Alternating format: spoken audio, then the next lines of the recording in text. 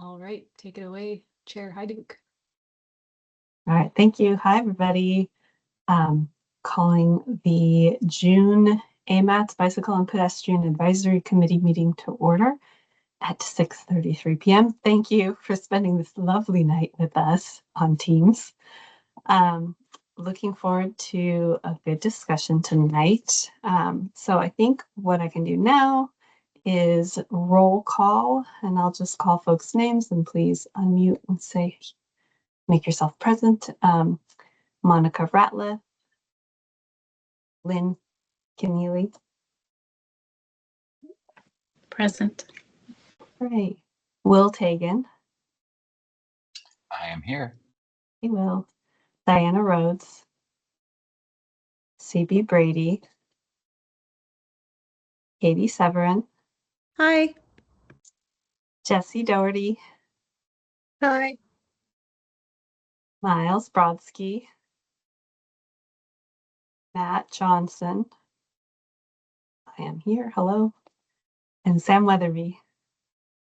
Present. Great. Thank you all. I'll turn it over to Emily for the public participation announcement, please. Sure. So welcome to the AMATS Bicycle and Pedestrian Advisory Committee meeting. Public comments are welcome and encouraged with 3 minutes given to each speaker. After the committee discusses each item, members of the public will be invited to comment. As housekeeping items for virtual attendees, please keep your cameras off unless speaking. And for those attending by phone, please press *6 to mute or unmute yourself. And these meetings are also audio recorded and posted on the AMATS YouTube page. Thanks. Great, thank you. And now I will accept a motion for approval of the agenda. Do we have a motion? I motion to approve the agenda. This Thanks, is Lynn. And do we have a second? Second, Katie Severin. Great, thank you, Katie. Are there any changes or other items for this meeting's agenda? I have one if I can jump in. Oh, please. So we did have a late breaking item that I believe, are going to add to the agenda. So this was an item that Lindsay had requested last time, an update on the reorganization of the Alaska Department of Transportation. Our speaker did say that she can almost certainly make it. So I would suggest that we put that as the first informational item. So that would be the new 6A. And if she's not here, then we can go ahead and delay that and see if we're able to get to it before the end of the meeting. But that would be my suggestion if you guys would like to move that.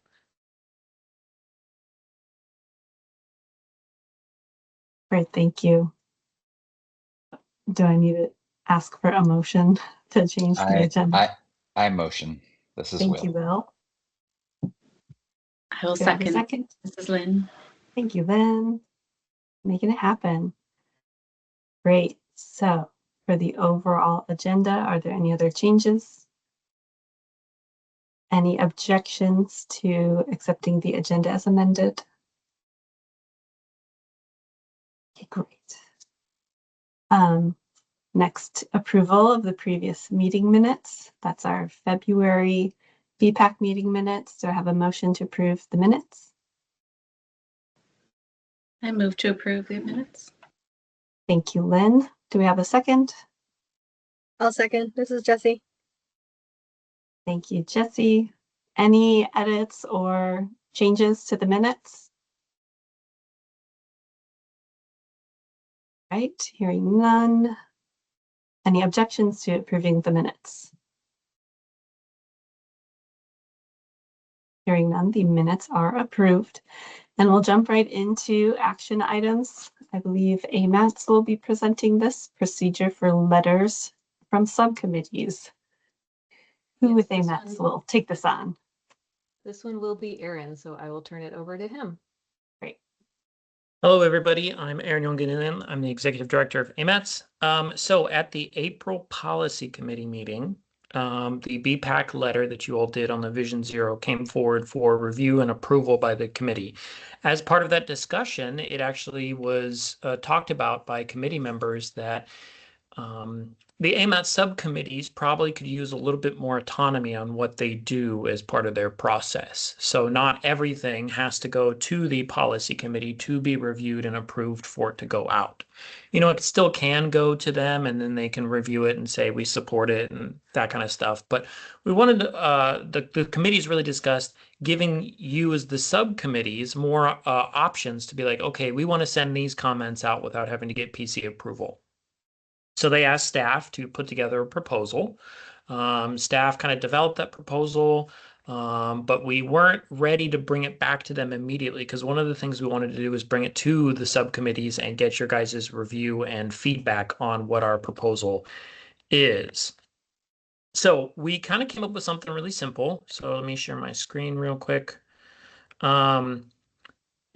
This is a starting point just to kind of make sure you're all aware. So this is not the final end results, but it's kind of a way to start like what we're thinking as staff and then getting your guys' feedback on. So we did a simple flow chart and, you know, it it kind of threw us for a loop, I'll say, for a little bit, because we were having a lot of discussions about what triggers something to go to the policy committee. In the past, it's really been anything. But we were really trying to think about like what is it that the committees typically do? What is like the primary thing that you guys do? And it's typically providing comments on public comment period. Or other things like that. I know that committees are getting more and more engaged, which we'd love to see. So we kind of started from there and said, if there is a public comment period open right now, then it's kind of fair game for the committees to send their comments in directly to that, whatever that public comment period. So say DOT had a project out right now, or the Muni had a project out right now, and there was an open public comment period. You as the committees would be free to draft your comments, get it approved by the committee, and then have it sent out to that project team during the public comment period. The idea really here is we want to make it much quicker and more efficient for the subcommittees to get their comments out during the public comment period. And I'll note Rhiannon posted another link in the chat that should work for signing in if anybody is interested. If you can try that out as well. And so the idea is get your comments out quick and get them in, since public comment periods are typically a pretty short time period, and it takes a lot to get through the subcommittees than the TAC and policy committee. So we felt at least starting there with the public comment period was the easiest thing. So if the subcommittee, so in this case you guys, approve comments, then the subcommittee signs it, the chair, and then the staff will submit the communication to the project team or whatever it is that has the public comment period open. And then I will submit an email to the PC and TAC with that that communication so they can see it as just informational. And then if the TAC and PC wants to act on it, they're welcome to do so. However, we recognize that there's not always a public comment period available. So then we have this other tree that you have to kind of go down. So if there's no public comment period, then we get to the next decision point is, do you have elected officials on the letter that you want to send or the comments that you want to send? And when we talk about elected officials, we're, you know, the mayor, the governor, the president of the United States, legislative members, that kind of level is what we're talking about. And so if there are elected officials as part of that letter or that communication, okay, and I see we keep getting errors. Sorry, we're having fun with our public input tonight, it seems. If there are elected officials on the communication, then that communication has to go to the Technical Advisory Committee and Policy Committee for approval before it goes out, because it's elevating it to such a level that we felt that we need to involve the policymakers in that decision. Now, it's not just elected officials we're looking at federal, any kind of federal officials. So if you want to send any kind of communication to the, you know, FHWA, the Federal Highway Administration Regional Office, you know, here in Alaska, that needs to go to the TAC and PC. We think it's pretty fair that that gives you a pretty consolidated list of people that you have to go through the TAC and PC in order to send things out to. Well, there's a pretty broad range of other groups that you can send things out. So a good comparison is while the governor of Alaska requires you to go to the TAC and PC if you want to send him a letter.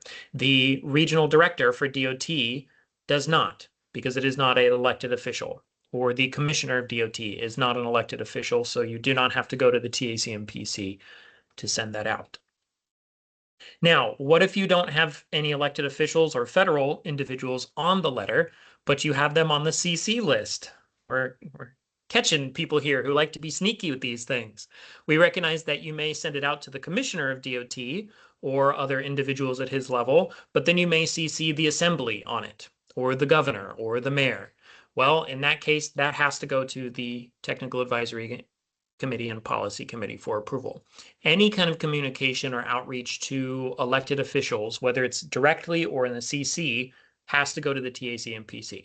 And I will note, sending it to the chief of staff of the governor, for example, would also trigger that. So even if you're not sending it directly to the elected official himself, but if you're trying to get around that by going to the staff of that elected official, then we'll have to have some discussions on where it has to go. So there's some nuances here, and I want to make sure it's very clear.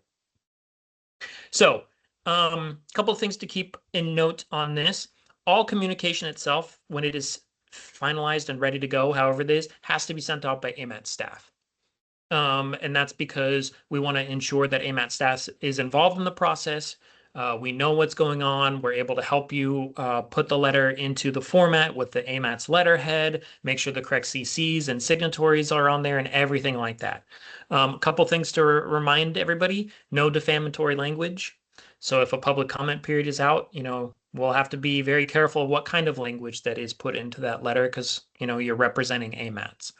And that's why staff has to be involved as well, is to kind of give some of that assurance to the TAC and PC that staff is reviewing these letters to make sure there's nothing in there that's defamatory or other things. You can't commit AMATs at a policy or fiscal level. So you can't sit there and say AMATs will fund this project at X amount and blah, blah, blah, and put that in as a promissory type of note. We don't have that ability. I think a lot of this is going to be trial and error as we go. I have a lot of confidence that the subcommittees will be able to do this very successfully, and that there won't be any issues, but it's one of those things that we just need to kind of work together as we go. So this item is before you today to kind of get your feedback on, does this make sense? Is this approach reasonable? Do you guys feel comfortable with it? Are there edits or changes or comments? Are there concerns?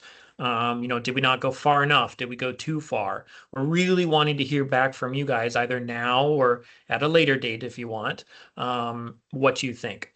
And I'll just note that whatever kind of comes from this tree thing, whatever we end up deciding, whether it's a policy or something else, we're probably going to have to make some adjustments to your guys' bylaws. That's why they were part of the memo, because the bylaws are pretty strict about what you can and can't do. And so we want to make sure that you have an opportunity to see, okay, here's what our bylaws say now, and does this new approach work a little bit better for us? So I'm here to help answer any questions you may have. Thank you. Great, thank you. Any questions or comments from committee members?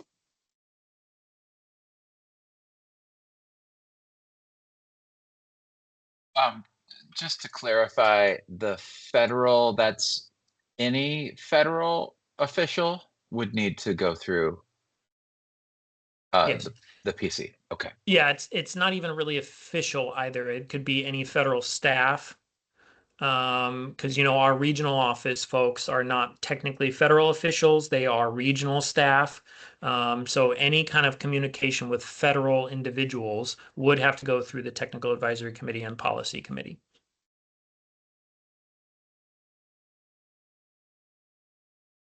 Great, thanks. Any other comments or questions?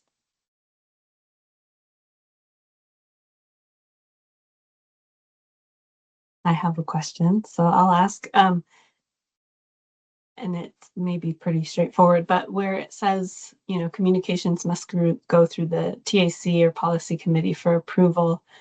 One of the issues I guess we ran into with that Vision Zero letter was approval to send it or approval to adopt that same position on behalf of the TAC or the Policy Committee.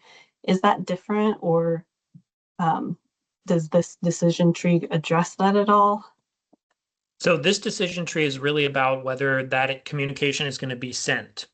It's not trying to predetermine whether or not the TAC will, support, will adopt whatever is being sent as kind of their own communication. It's really looking at it from the stance of you guys put together a letter and you want to send it out. If it has elected officials or federal folks on there, then it has to go for the TAC and PC for them to decide if they're comfortable with that letter being sent. Then there's a separate thing that they can adopt a stance on the letter themselves that they want. That's always open to them, regardless of who's on the letter. Because even if you guys send out something via the public comment period, and it includes those officials, elected officials and stuff, which is fine because it's an open public comment period, we would still send it to the TAC and PC as a heads up to be like, this was sent out by BPAC. And then if they're like, we want to support it ourselves and say that we support this as the policy committee, then we would bring it through them through the regular process. But we can make that clarification on the flow chart or somewhere to let people know what we're saying policy committee approval means for this decision tree. Great. And then I guess my question is for that CC line, if you put an elected official or any federal officials in the CC line, say they're not in the CC line and we pass a letter or it gets approved, it could be shared to anybody then at that point, right? Because it's a public letter. So it could be shared to elected officials and things like that because anyone could see it or share it. Yeah, so what we really only have control over is what the committee itself does as a committee. So when we talk about sending a letter, we mean as the committee. So as BPAC sending that letter directly to that individual. If that letter is from staff.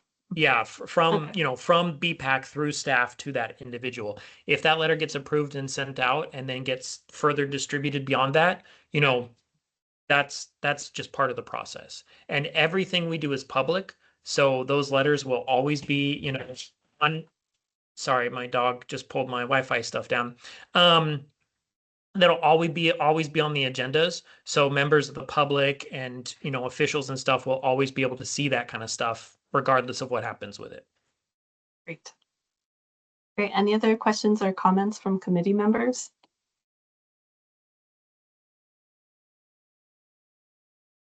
I guess just for next steps, it sounds like maybe you have gone to or you will go to the Community Advisory Committee and the Freight Advisory Committee. Is that?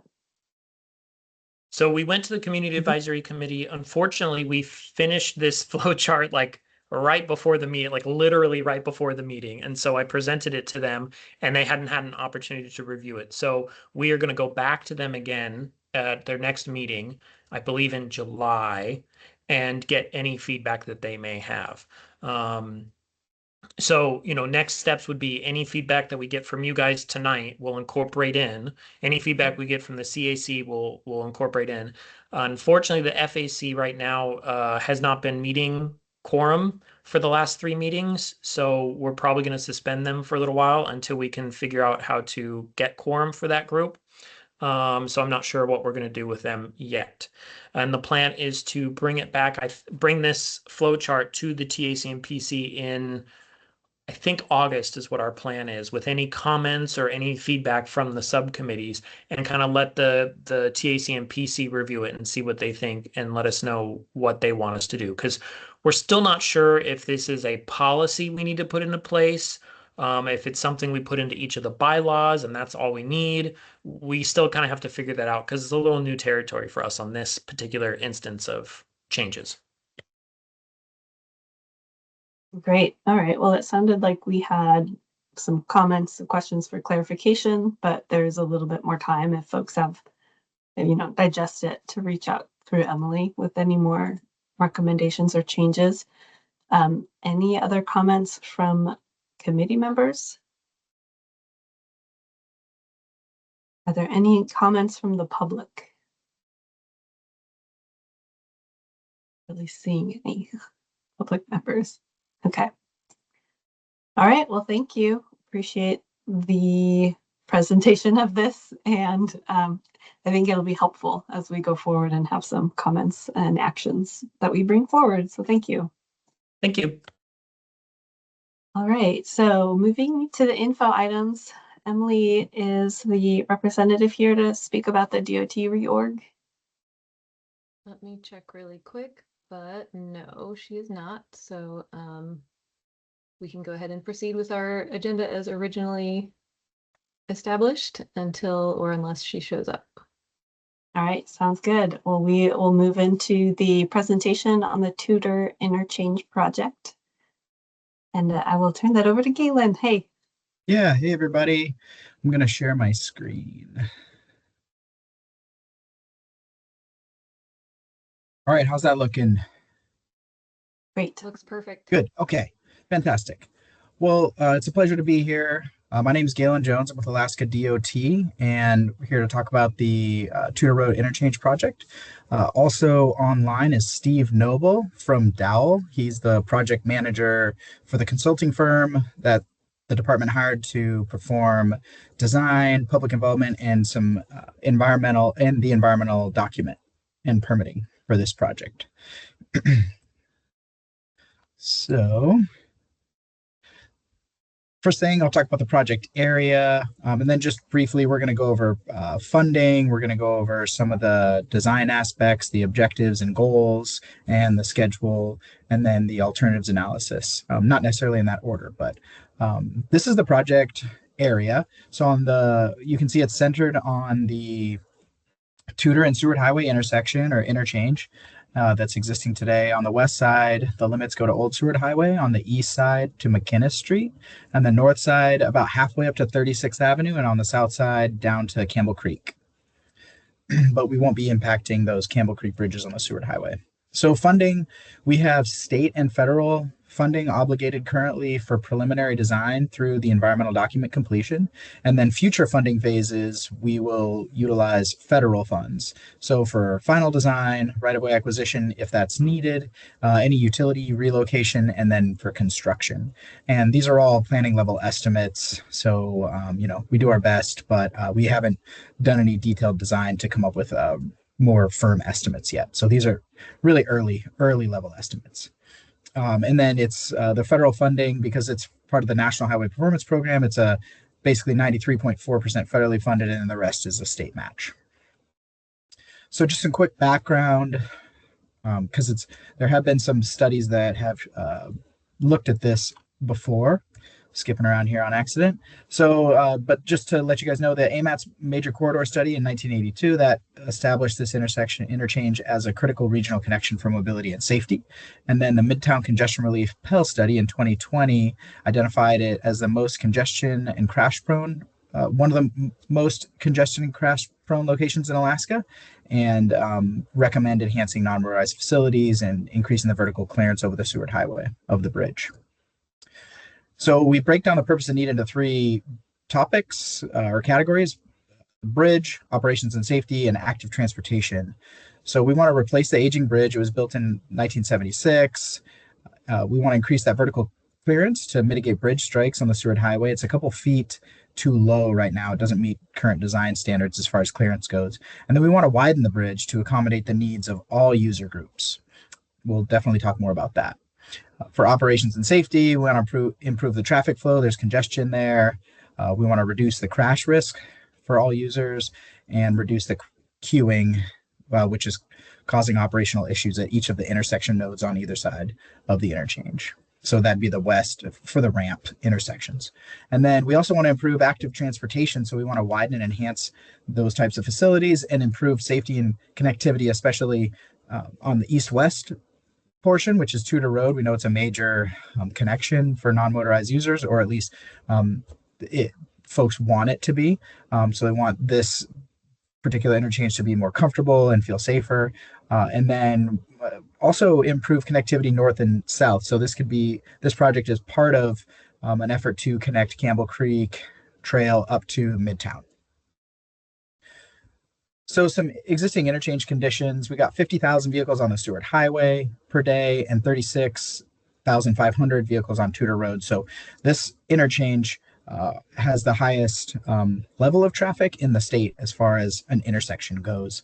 And then we have narrow, non-motorized facilities, only 4-foot sidewalks on the bridge. They widen out outside of the bridge, but really that bridge is that pinch point there when it comes to lacking comfortability for users. And then barely no real separation between traffic, vehicles, and the sidewalks there. And then there's not a marked crosswalk or any sort of control at McKinnis Street, and a lot of users would like to use that. There are bus stops on either side of the road, so it's important that we look into how to make that a better, more reliable and more comfortable crossing there. We talked about the bridge already. And then some more issues. I'm not going to get into the details of this really, but we want to improve sight distance. We want to fix those kind of tighter ramp angles that pose operational issues, especially for large freight vehicles. And just really, this slide shows a lot of issues that it's a compressed diamond shape or form of the interchange. There are more rural applications of this that have the intersections farther apart. That's like a true diamond. And then there are tight diamonds that are more meant for urban interchanges. This is kind of an awkward in the middle phase geometry where we can't coordinate those single signals on either side very well. So the sort of operational characteristics break down with this type of interchange. And there's been a lot of traffic growth since it was installed in 1976. Whereas we acknowledge the traffic growth now in Anchorage, and this facility is relatively flat. There was a lot of traffic growth from when it was originally built, so it's been over capacity for quite some time now. For active transportation considerations, there's a number here. I'll highlight again unmarked crosswalks at McKinnis Street and Shelikoff Street. Curb ramps don't meet ADA standards. Some of the crossings on Tudor are long, and the narrow sidewalks across the bridge. Showing some pictures here of the long crosswalks across Tudor, and then the bottom picture is the narrow sidewalks. So safety performance over the last 10 years, dating back, ending in 2023.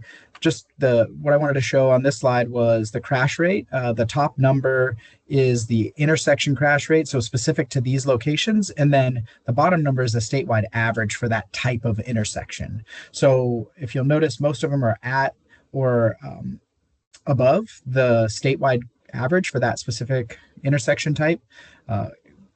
McKinnis over here, it's lower than the statewide average. However, we have had some severe crashes there, which this metric doesn't take into account severity of crash. It's just the number of crashes.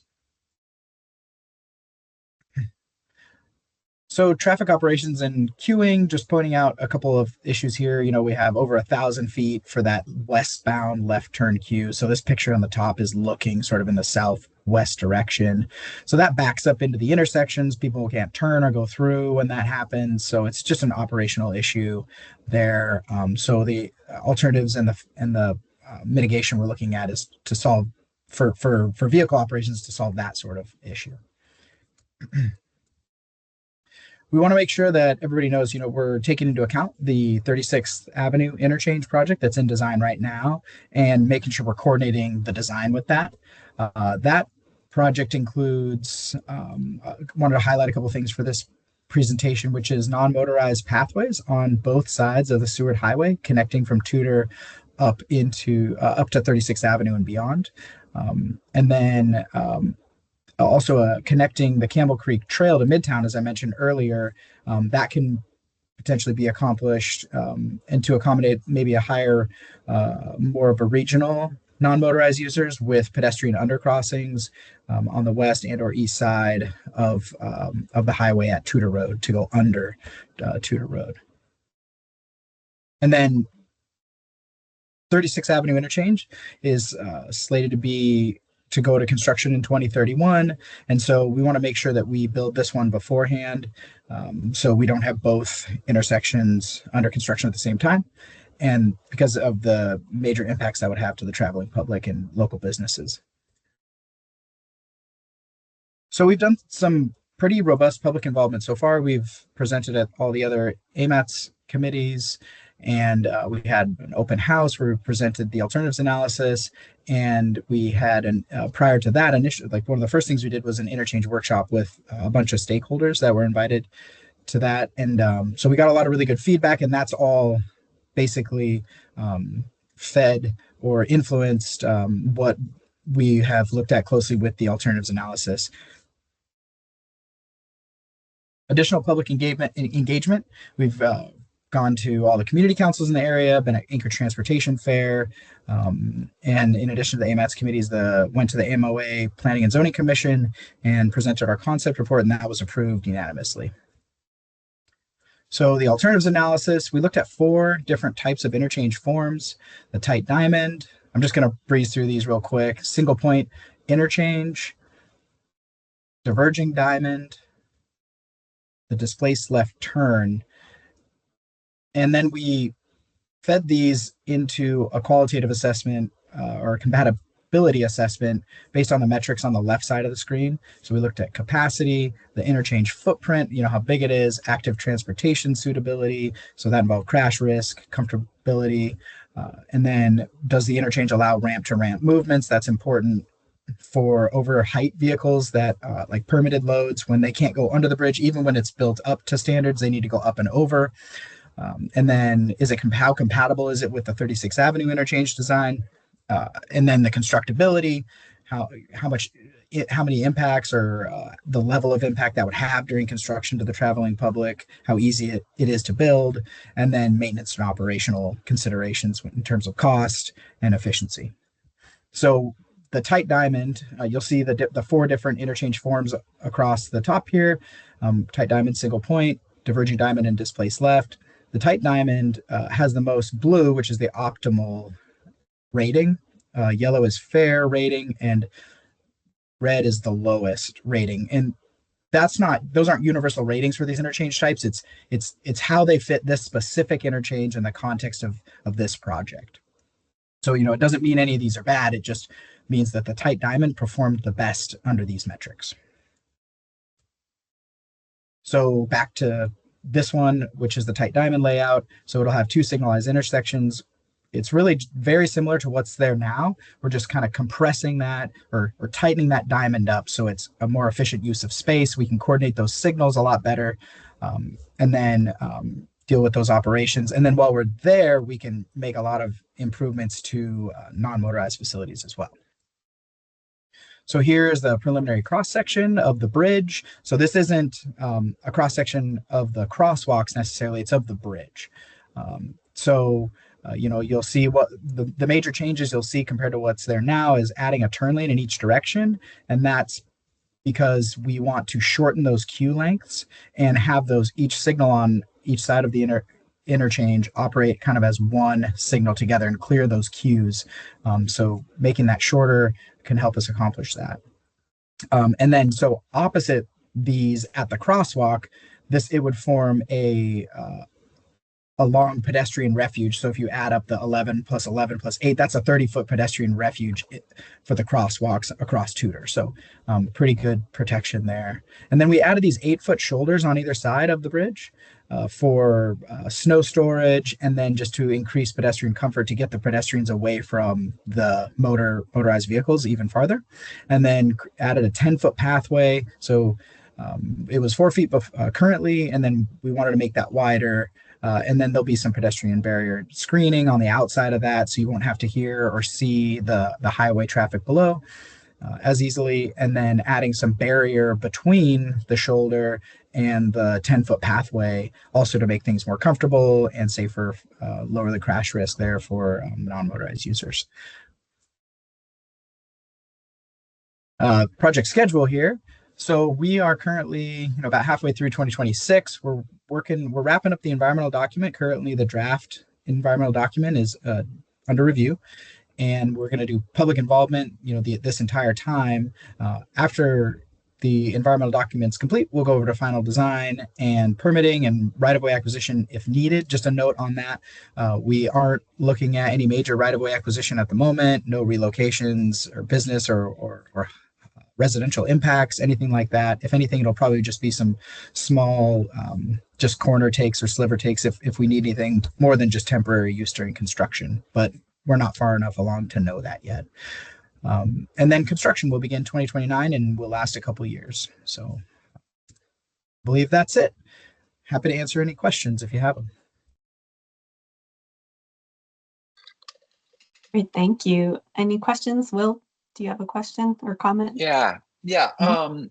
I was looking at that lane width, the 11-foot lanes. I saw your great presentation about the Highland or the Eagle River Loop Road Highland interchange, which was super, which was great. And as I was talking to other people in the community, they're kind of wondering about that lane width. I know you had 11 foot there, and I see you've got 11 foot on this bridge. Like what does that really mean? You know, people don't really know what is a 12-foot lane, what's 11, what's 10. Like, where are some examples of those, and is that different than what we have currently? Yeah, I can try to provide some context for that. So 12-foot lanes was kind of the standard for a really long time. And then as a industry or the engineering transportation industry, we've realized, or just as a design field, we've realized that there are more context appropriate lane widths that we could use. And also knowing that it's a balance between mobility and sort of adding friction, or in other words, like traffic calming. So a narrower lane width can result in folks driving slower. But we also have to balance that with the fact that this is a major throughput corridor with a lot of freight use. So 11 is what's recommended for design standards for something like this. But like I said, there is some flexibility in there. But 10-foot lanes would probably be too narrow for an application like this for Tudor, 45 miles per hour. And then 12-foot could result in a little bit more speeding, for example, or like a higher average speed on the road. So, you'll see like a 12-foot lane on like Seward Highway. That's going to be a 12-foot lane minimum, or any really higher speed facility like that, like 55, 65, anything like that. And then like a 10-foot lane, you could see on like a neighborhood street or like a collector road or something like that. But Tudor Road is a major arterial road. So does that help a little bit? Yeah, folks were just saying, oh, how could a semi truck get down an 11-foot lane? And I said, have they ever lived on the East Coast? But Okay. Yeah, and the legal width for any vehicle is 8 feet. So anything wider than that would have to have a permit to go down the road. So that still, with 8 foot, leaves a foot and a half on either side. So. Okay, thank you. Any other comments or questions?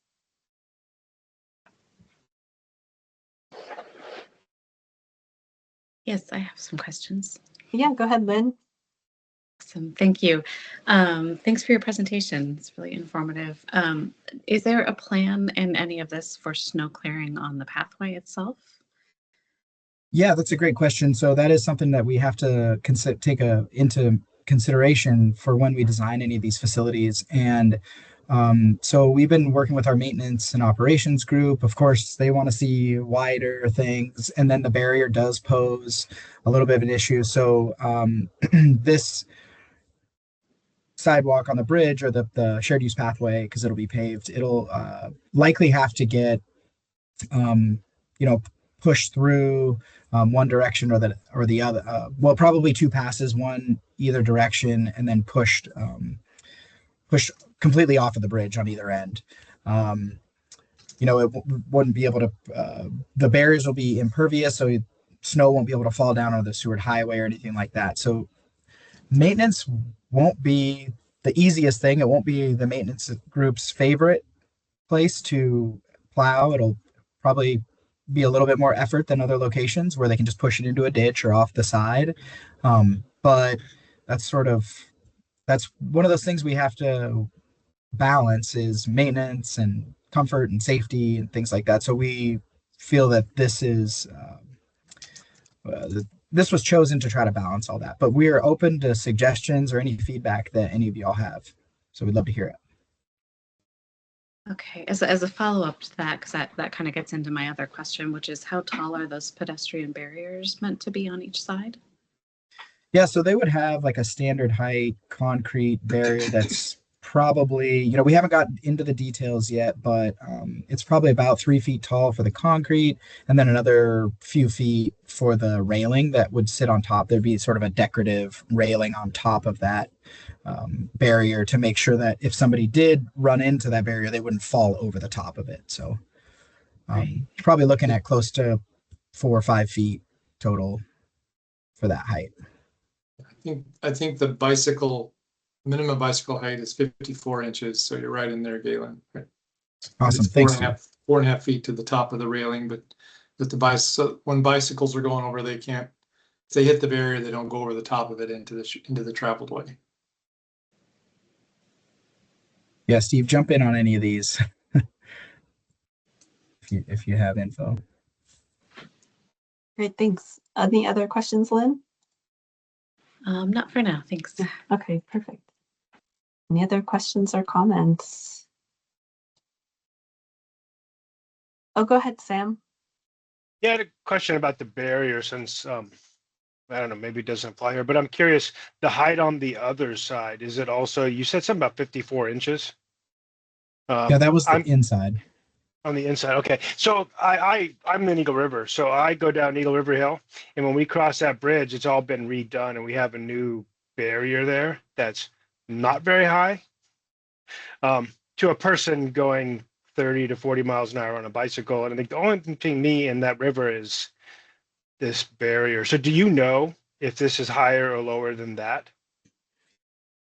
You're talking about the outside barrier? Yeah. I'm just Yeah. curious about the barrier.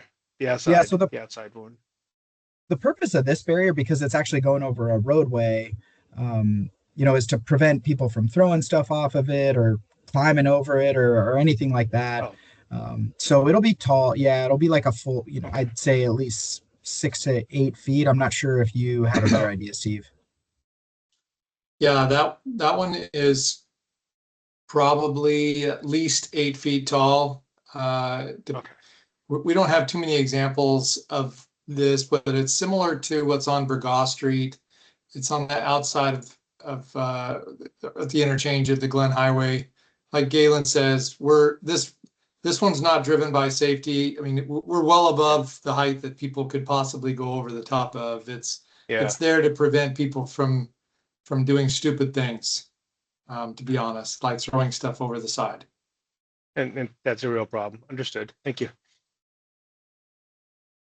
Great, Yeah, it's thank also similar to the Glen Muldoon interchange. There's a barrier. This is a pretty similar cross section in terms of the non-motorized pathway.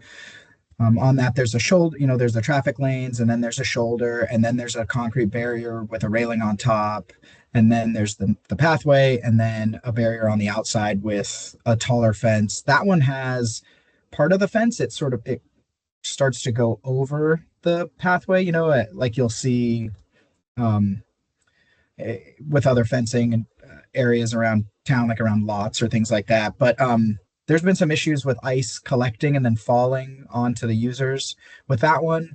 So we are going to look closely into that issue, and then probably not propose anything like that where something could freeze and melt and thaw and then fall onto somebody. you. Thank you. Any other comments or questions from committee members? I get to ask my question. I'm excited to see 10-foot pathways on both sides. It's so narrow, and the existing conditions are often covered in snow and ice while you're walking, which elevates you above the little barrier that there is right now.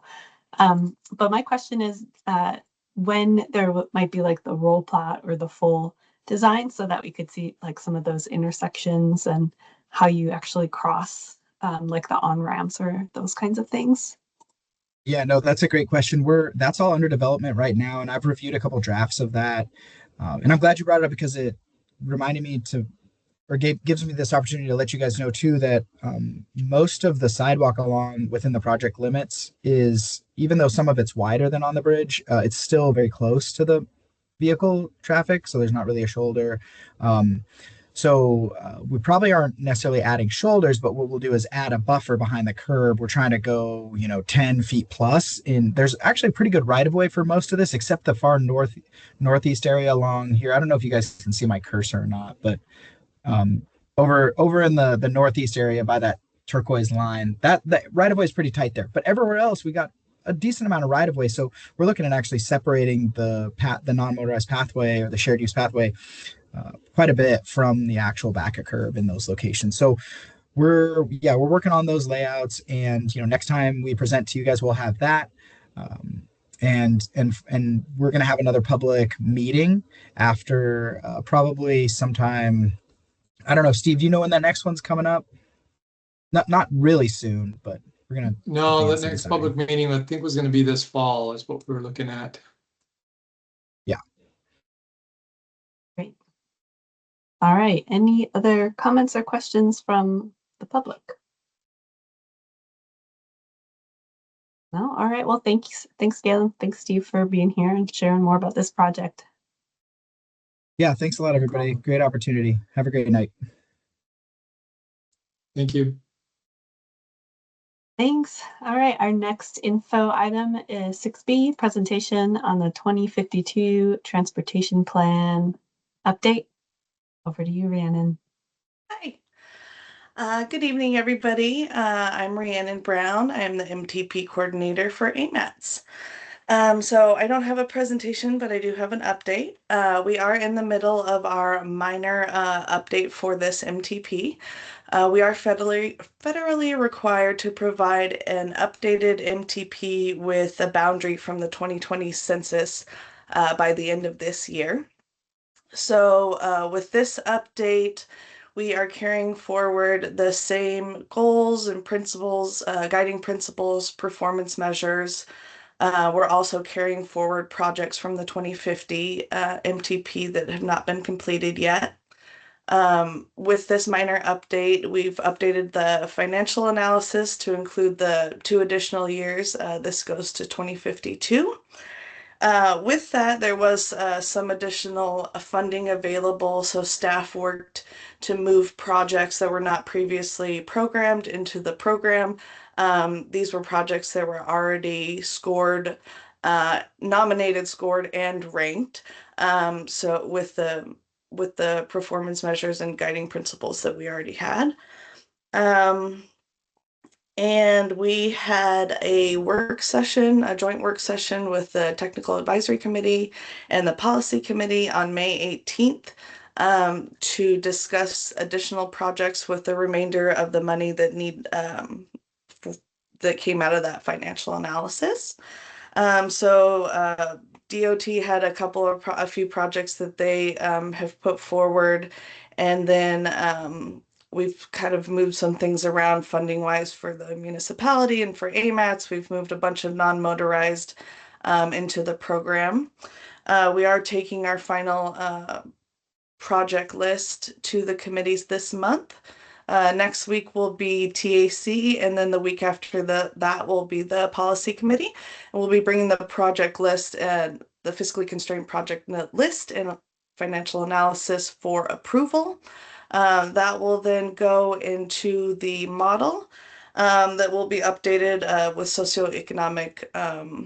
updated socioeconomic information from that's happened since the last model. Sorry. For our public involvement this go round, in July, we're doing 3 different tablings. We're going to be at Bear Paw on July 10th. We're going to be at the Spenard Market on July 18th, and then the Mountain View Street Fair on July 26th. We will go back to the committees in August with our draft plan. Then it will be released for a 45-day public comment period. During that time, we will have workshops one workshop in Anchorage, one workshop in Eagle River for public involvement. At this time, we are not opening nominations to the greater public for this. We just don't have the time to score additional projects with how quick this is. But in the future, once this is over, we are building a place on our website where people can go and nominate projects, essentially open at all times. So we won't have a short call for nominations like we typically do. Staff will then go in, review these probably on a yearly basis, and just keep more of a running tab on things so that once somebody nominates something, it's nominated and they don't have to kind of keep on the pulse and nominate every few months or what have you. So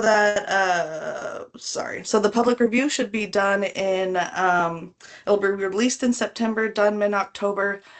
We'll wrap everything up and hopefully take the final product back to the TAC and PC in November, potentially December, depending on how many changes come from the draft. And with that, I'm happy to answer any questions.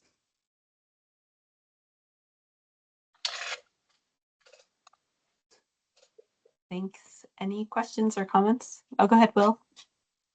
Yeah, is this list posted in for the agenda or the meeting notes for the TAC? Not yet. That'll be the PC? posted. Sorry, that'll be posted this Thursday, the draft project list. Okay. Also, I was trying to find the agenda and materials for those meetings linked online, and I could only find the 25 links. I couldn't find 26 links. Have those moved to a new location? Do you know?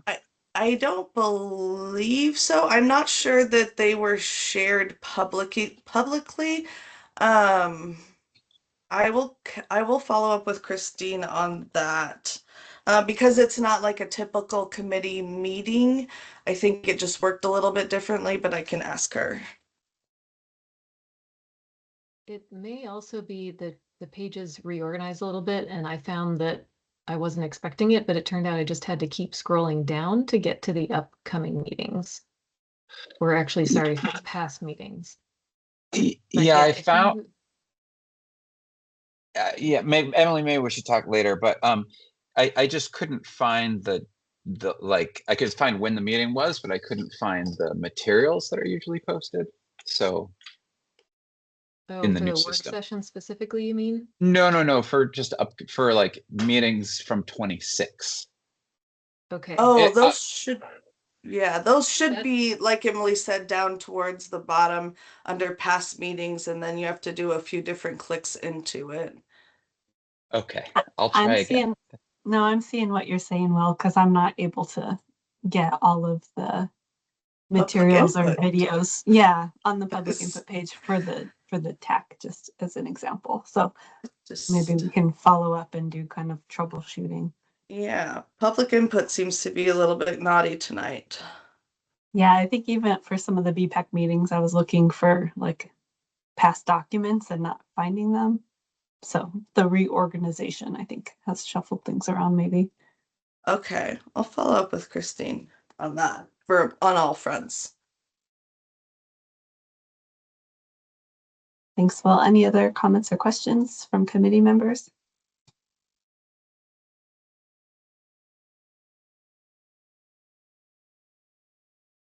And then it sounded like in August, this would go for a 45-day public comment period. Do you know if that will be open through September 14th, which is our next committee meeting? So actually, we're taking it to the committees in August for them to release. We'll release it September 1st, and it'll be open through October 15th. Okay, great. So Yeah. this could be something the committee members can review and we can take action on in September. Yeah. Great. Yeah. Great. Any other comments or questions? Any comments, questions from the public?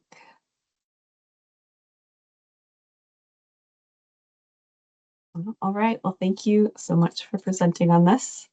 Thank you. All right. Our next agenda item is the initial response from DOT and Muni on road safety action. Who Yes, shall I turn this over to? this will be me. So I was working on getting you guys a written response from the Muni and DOT jointly, since it was, it's the joint task force, and it was a letter to both of them. There were some sort of logistical delays with people being out of town and then signatures being needed and so on and so forth. So we didn't get that. If we get it, well, when we get it, I will forward it to you all. This was just going to be essentially, my understanding was an initial thank you. We've received your letter and we're taking it seriously and we will get back to you. So I don't think you've missed any substance in the meantime. But they are planning to come to your September meeting so that you all can sit down and talk with them, and they'll have some responses then, and you can have some discussion and, some actual live conversation, not just letters back and forth. So I'm looking forward to that. That's going to be probably a major item on the agenda for that meeting. I do also want to acknowledge that that will be a full year from the time that you all approved that letter, which is quite a delay and not ideal. And it was due to several factors, but that is not what we're striving for. So hopefully the next one can be a little bit more timely and responsive when you all have feedback. So that's all I have on that one, unless anyone has questions or anything you'd like me to follow up on specifically. Any comments or questions from committee members?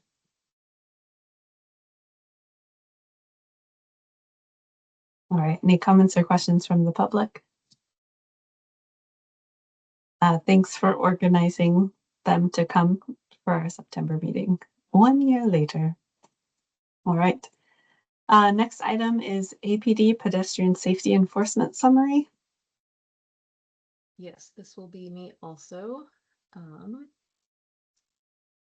share my screen.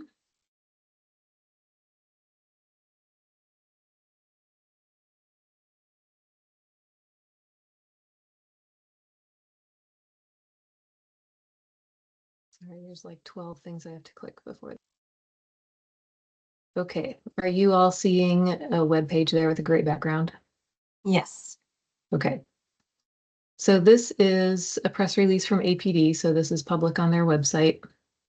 But I wanted to bring it to your attention because I know Lynn had asked about this a while back, and I didn't have anything to bring to you directly from APD, but they did just recently publish these results from what they're calling a focused pedestrian safety enforcement effort. So this is funding that they get specifically from a safety pot of funding. It's a grant to do some extra enforcement on top of what they would normally do aimed at pedestrian safety. So this is their summary of the number of hours that they worked, how many traffic stops they did, and the violations that they found during those traffic stops. So there's the lists here, and then also the first paragraph below the second list provides some additional information about the number of citations and unlicensed drivers and things like that.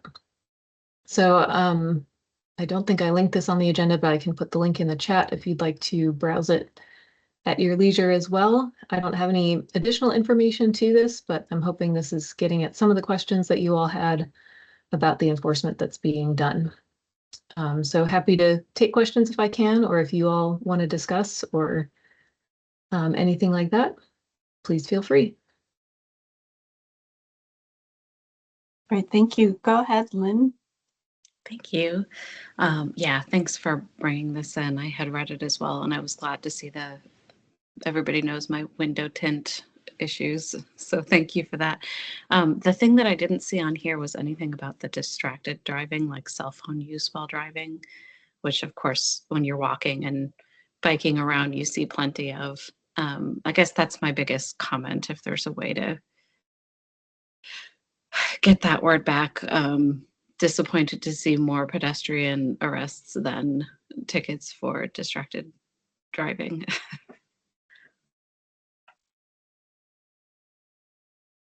Yeah, good feedback. I have been told in the past that it's difficult for them to prove distracted driving or document that or ticket for it. Because at least I imagine for the most part, they're not seeing into the vehicle until they've already pulled someone over, and then by then the person may have put their phone away if they were on their phone to begin with. So I think they share a frustration that it's not something that's easy to enforce. But yeah, I will give them that feedback. Awesome. Thank you. Thanks. Any other comments or questions from committee members?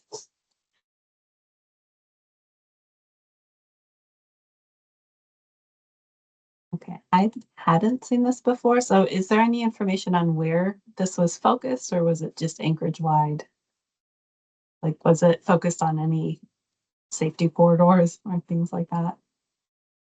I don't know specifically, but they have told us in the past that they do focus on the high crash corridor and the high pedestrian crash areas. So I would expect that this was pretty targeted to those pedestrian safety locations. But I will ask them about that also. Yeah, I think mostly like locations, how many additional officers and what that all looks like. Because I think whenever we hear from APD, they say they have 3 officers on traffic duty at a time unless they're called for other emergencies. So did that mean that they had more, or were they actually just focused on doing the traffic enforcement like they're supposed to? Anyway, many questions for me, but appreciate you bringing this to our attention. Any other comments or questions from committee members or the public? Have any public? No? All right. I still don't think anybody is here to talk DOT reorg. Is that right? That is correct. Okay. All right. Well, let's go to the last info item, the BPAC member terms. Yes, and this is also me. Great. Let me find this tab. Share this one.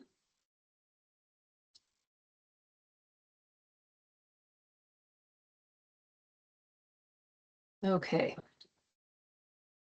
Yeah, so this item I'm bringing up, so we restarted the BPAC last June, so a year now. And at that time it had been, I think at least a year, maybe a year and a half since it had met as a committee. So at that time we said, we're restarting everybody's terms because we, maybe it'd be hard to figure out what to do with it otherwise with that gap. But then recently, Christine went back through all of our records and figured out when you all joined and sort of what that means for the duration of your terms that you have left. So we're still restarting everyone with a 3-year term as of last June. So you all have 2 years left, or a little bit more for those of you who joined later. But in the BPAC bylaws, we do have a 3-term limit. So Christine went through and said how many terms everybody has served, and then identified that there are 3 committee members who have been on for what will be at least 3 terms once this term is up. So just wanted to give you guys a heads up that CB, Matt, and Lindsay are in their last terms. So that'll be 2 years from this month. Those terms will expire. For the most part, especially for the public seats, we do ask people to step down and have some opportunity for new people to participate in those seats. For the organization seats, those sometimes end up being the same person continuing just because, maybe there's not another organization that's interested or relevant, or maybe at that organization, there's not another person who wants to or would be appropriate to take over. So for example, for CB, it may be that he'll continue, but we will sort of think at that time about if there are other organizations who we can contact and see if they'd be interested in participating as well. So this is partly to make sure everyone can participate, and also to make sure that you all aren't being overloaded and expected to serve for an indefinite period of time. So we will come back to this when the time comes, but wanted to just let you all know that we now have a nice organized list and we will be keeping better track than we did in the past. So that is that. And I'd be happy to take any questions on that. Looks great to me. Any questions or comments from folks?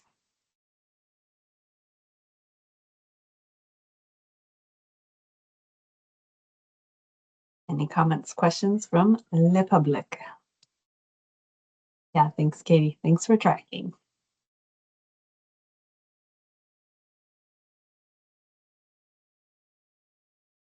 All right, well then I think that moves us through all of our info items and we can move into committee comments. Any comments from committee members?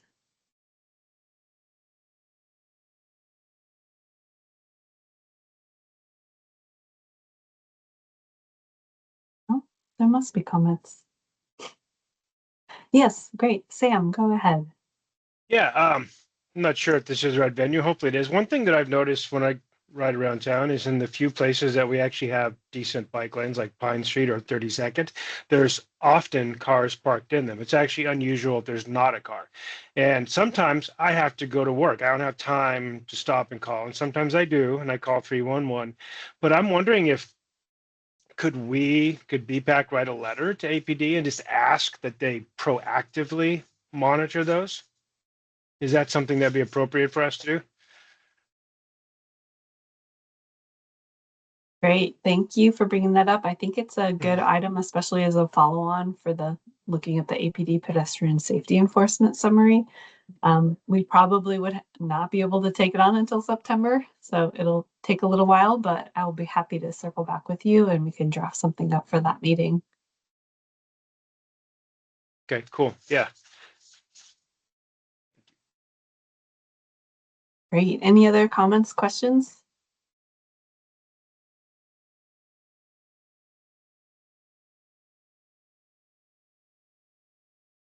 Oh, all right. Are there any comments from the public?